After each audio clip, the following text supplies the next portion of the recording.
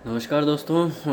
Another एक update है और मार्केट में हमें फ्रेश स्टांस क्या लेना चाहिए उसके बारे में भी डिस्कशन कर लेते हैं। फ़िलहाल जो मेरी पुट की पोजीशन थी मैंने उससे एग्ज़िट कर लिया है 250 के आसपास मैंने उससे एग्ज़िट किया। ऑलमोस्ट 150 से 170 पॉइंट मेरे को पुट में प्रॉफिट हुआ। वो तो बिसाइड द पॉइंट है, वो जो चीज़ हो गई अब उस पर डिस्कशन करके कोई मुद्दे का निष्कर्ष नहीं निकाल सकते आप। नेक्स्ट क्या है कि अब हमें आगे क्या करना है। तो मेरे हिसाब से बाज़ार में अगर आप पूरा सिनेरियो को समझें तो आपके ऑलमोस्ट 1000 शेयर के आसपास पॉजिटिव हैं और 1500-1600 शेयर के आसपास आप नेगेटिव हो। अब समझने की बात, जो इम्पोर्टेंट बात है वो ये है कि अगर बाज़ार को नीचे जाना है तो बाज़ार 50 से 60% की रिकवरी इन अ डे नहीं करता। आपने देखा कि बाज़ार ने ऑलमोस्ट 55 टू 60% की रिकवरी बॉटम से करी है। बॉटम से मेरा बोलने का मतलब है कि 24,000 साढ़े चार 24,450 से आपने एक शार्प रिकवरी करी और उससे आपको मतलब फर्स्ट बार जो लो बना उसके बाद बाज़ार में फ्रेश लो नहीं बन रहे हैं अल्टीमेट अनलेस आप स्विंग हाई बनाते हुए जा रहे हैं और 20 पे आप डेली में 20 से ऊपर आ गए हैं। अब लास्ट वीक का लो देखें ऑलमोस्ट सेम था। प्रीवियस वीक का लो देखें तो वो भी ऑलमोस्ट आप 12 मई वाले लो को देखें तो वो भी आपका 24,400 के आसपास था, 380 के आसपास था। तो आपने फ्रेश वहीं पे सपोर्ट लिया। और अगर आप 23 अप्रैल से चार्ट को देखें निफ्टी के तो ऑलमोस्ट आप 23 अप्रैल के आसपास भी यहीं पे थे। तो यहाँ पे आपके काफ़ी ज़्यादा कंजेशन जोन है और for time being shorter time frame के लिए यहाँ से आपको एक 24,800 24,900 इवन 25,000 तक भी एक पुल बैक रैली देखने को मिल सकती है। क्योंकि अभी आप जब 25,100 25,200 पे खरीदने के लिए तैयार थे तो 24,800 पे अगर आपको मिल रहा है, 24,600 पे आपको मिल रहा है तो आपको यहाँ पे निफ्टी में एक लॉन्ग पोजीशन इनिशिएट करनी चाहिए। मैंने 24,800 की कॉल ली है 113 रुपये के आसपास।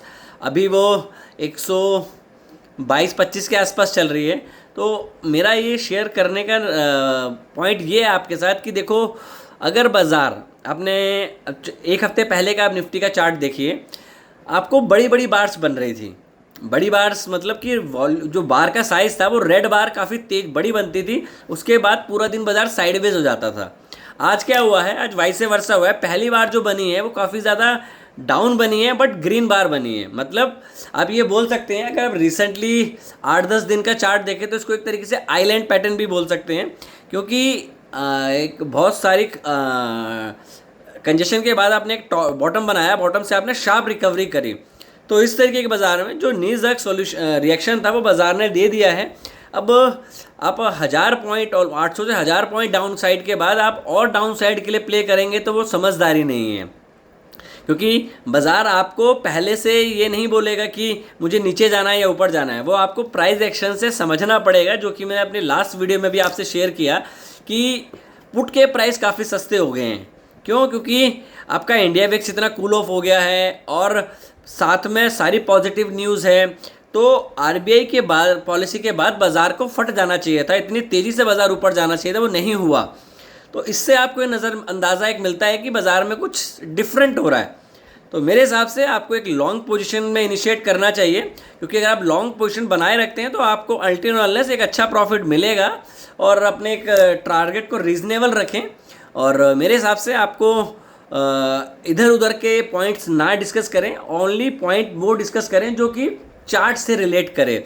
आप आईटी को देखो, आईटी में अगेन आज 200 पॉइंट की रिकवरी आ गई है, आईटी आपका पॉजिटिव हो गया, डिफेंस शेयर्स आपके अच्छे चलना शुरू हो रहे हैं।